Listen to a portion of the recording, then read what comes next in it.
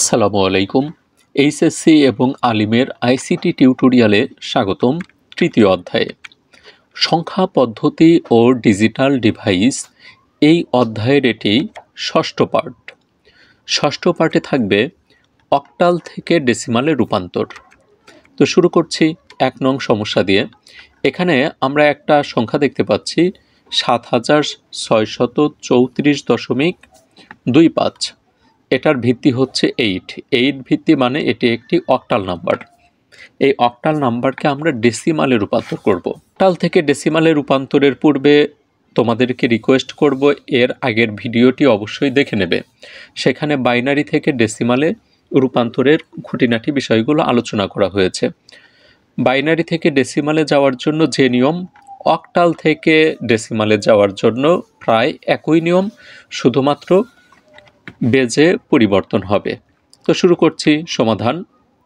তো এখানে প্রথমে আমরা যে কাজটা করব, এখানে যতগুলো অঙ্ক আছে প্রত্যেকটা অঙ্কের সাথে আমরা অক্টালের ভিত্তি 8, এই 8 গুণন করব এবং মাঝখানে যোগচিহ্ন বসাবো। তো এখানে কিন্তু এটিই করে নিলাম। প্রথমে 7 ছিল, 7-এর সাথে গুণন হচ্ছে 8, তারপরে প্লাস 6 ছিল, 6-এর সাথে গুণন 8, প্লাস 3 তার সাথে গুণন 8। এইভাবে প্রত্যেকটা অঙ্কের সাথে 8 গুণন করব এবং মাঝখানে যোগচিহ্ন বসাবো।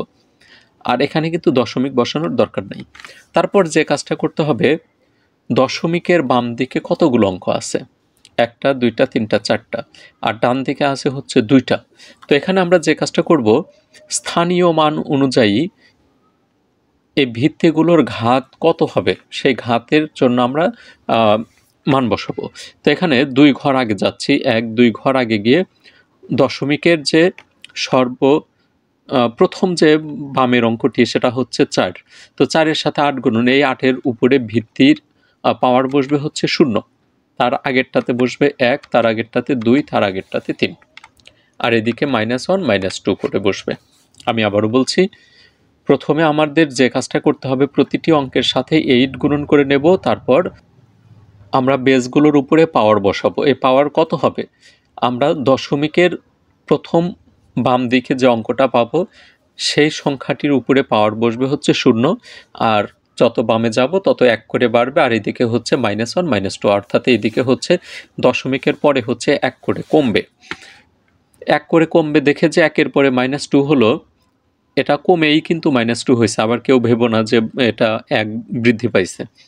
তারপর যে কাজটা, 8-এর উপরে পাওয়ার হচ্ছে কিউব, অর্থাৎ 8-কে আমরা 3 বার গুণন করব, হয় 512, 8-এর উপরে স্কোয়ার মানে 64, 8-এর উপরে 1 মানে 8ই হয়, 8-এর উপর 0 মানে হচ্ছে 1, আর এইদিকে মাইনাসটা উঠে যায়, বসবে 1 ভাগ।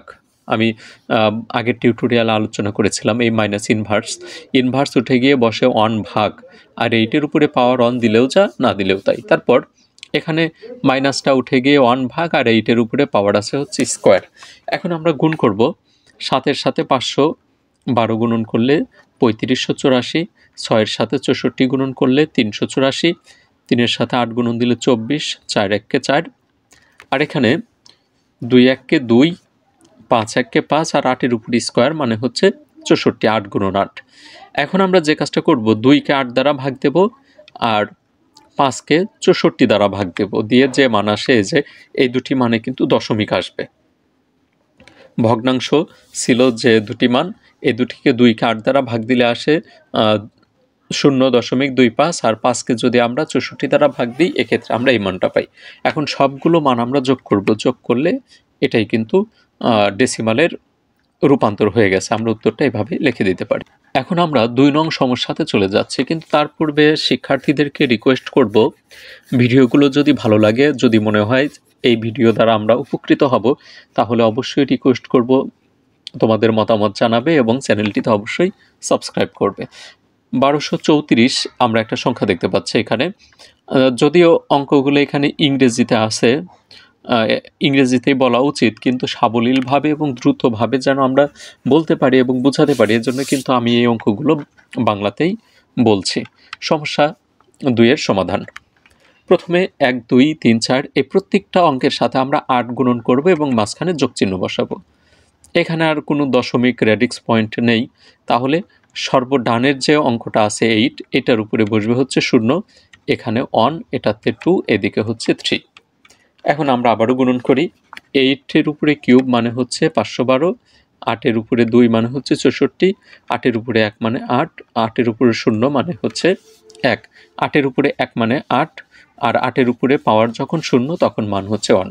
এখন আমরা গুণন করব। 512-র সাথে 1 গুণন দিলে 512, 2-এর সাথে 64 গুণন দিলে 128, 3-এর সাথে 8 গুণন দিলে 24, আর 4-1-কে 4। তারপর সবগুলো মান আমরা যোগ করব। এখানে এই লাইনটা ডাবল হয়ে গেছে, সবগুলো মান যোগ করলে হয় 668। সুপ্রিয় শিক্ষার্থীবৃন্দ, এই ছিল 1234-এর ডেসিমাল রূপ।